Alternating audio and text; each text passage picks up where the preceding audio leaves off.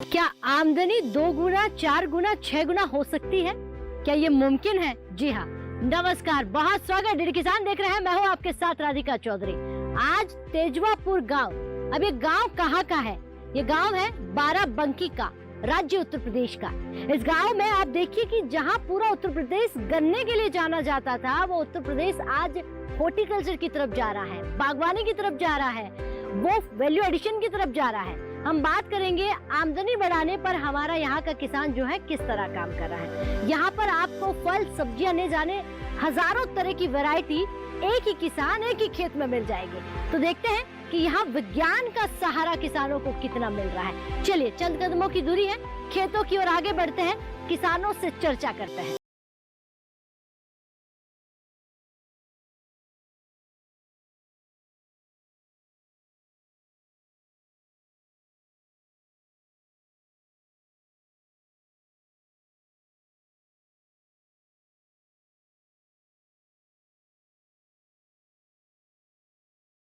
लगभग तैयार है अपनी चौपाल में बात रखने के लिए। जोरदार तालियां अपने आप के लिए, बहुत स्वागत। और ये तालियों की गड़गड़ाहट जो है इन ठंडी हवाओं से, खेतों से होते हुए टीवी के माध्यम से आप समझ पाएंगे कि आमदनी बढ़ाने का जरिया जो है वो क्या है। आज बात करेंगे डबलिंग फार्मिंग इनकम पर, कि किसान जो है वही है जो पहले खेती करता था, जमीन भी वही है, किसान भी वही है, तो वो फार्मिंग जो है वो इनकम डबल कैसे दे रही है, उस पर चर्चा करने वाले हैं। तमाम हमारे साथ अन्नदाता बैठे हुए हैं और कृषि विज्ञान केंद्र के अधिकारी बैठे हुए हैं। सबसे बड़ी बात तो ये हो जाती है किसानों के लिए कि इनके पास में ही विज्ञान है। विज्ञान का हाथ थामकर आज की खेती हमारा किसान कर रहा है। शुरुआत जो है अन्नदाताओं से ही करेंगे। आप खड़े हो जाइए जी। नमस्कार जी। नमस्कार जी राधिका जी। मेरा नाम किसान मनसाराम यादव, गांव संसारा, ब्लॉक हैदरगढ़, जिला बाराबंकी का रहने वाला हूं जी। जिस खेत के नीचे, जिस वृक्षों के नीचे यानी कि बेम्बू के नीचे बैठकर हम चौपाल कर रहे हैं, क्या यहाँ का किसान बेम्बू भी लगाता है?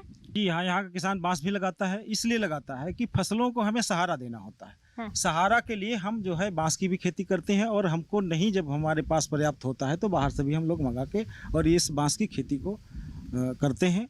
और इसकी छोटी छोटी जगहों में जो हमारी बेकार जमीनें पड़ी होती हैं, वहाँ पे ये जो बांस है ये बड़ा खास है जी।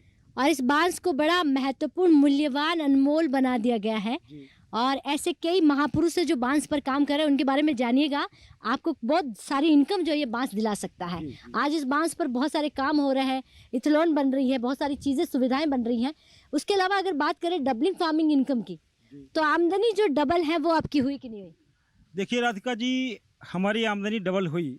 मैं भी एक जनरल किसान था, जैसे कि सब किसान हैं, लेकिन मेरे दिमाग में ये रहता था कि हम खेती से कैसे ज़्यादा से ज़्यादा जो है हम इससे आमदनी बढ़ाएं। तो हमारे गांव से 5 किलोमीटर पे एक केंद्र स्थित है, कृषि विज्ञान केंद्र। अच्छा। वहाँ पे मैं 2010 से मैंने जाना स्टार्ट किया, और अच्छे अच्छे साइंटिस्टों के बीच में अच्छी सलाह ले करके उन लोगों ने बताया कि आप मिट्टी की जांच कराइए। फिर मैंने मिट्टी की जांच कराया। मिट्टी में कौन से पोषक तत्व ऐसे हैं जो हमारी मिट्टी में कम है, और कौन से ऐसे पोषक तत्व हैं जो ज़्यादा हैं, जिनकी वजह से हमारी फसल जो है अच्छे से जो है इसमें कितने माइक्रोन्यूट्रन की आवश्यकता है, और हम जो अंधाधुंध फर्टिलाइज़र डालते हैं उसका खर्चा घटाने के लिए जब हमने जांच कराया तो उसको संतुलित मात्रा में हमने आहार देना शुरू किया, और फिर हमारी फसल बहुत अच्छी पैदा हुई। और यहाँ तक कि हमने राइस पे इतना बड़ा काम किया कि उत्तर प्रदेश का सर्वश्रेष्ठ पुरस्कार से मुझे नवाजा गया। और क्या बात है? सरकार ने जो है हमको कई यूनिवर्सिटियाँ, हर जगह, तमाम जगह भेजा कि आप जाके और सीख के आइए। कि गांव का किसान कभी शहर नहीं जाता था, कभी राष्ट्रपति भवन नहीं जाता था, कभी किसी बड़े संस्थान और मंचों पर नहीं जाता था। आज आप बड़े बड़े गांव के लोग, वो कहता है कि सम्मान पा रहा है, अवार्ड पा रहा है। ये कैसे मुमकिन हुआ? ऐसा क्या हुआ? देखिए, एक किसान के अंदर जज्बा होना चाहिए। हम खेती कर रहे हैं तो अच्छे से काम करें इसमें, मिट्टी में। उसको ऐसा नहीं कि जो हमने बुआई कर दी और 6 महीने हम खेत देखने नहीं गए। खेती का काम होता है टाइम टू टाइम। हमें अपनी खेती को टाइम टू टाइम करना है। जैसे अब इस समय नर्सरी का समय धान का है, अगर हम इसको 15 दिन बाद नर्सरी डालेंगे तो हमारा टाइम ख़त्म हो गया।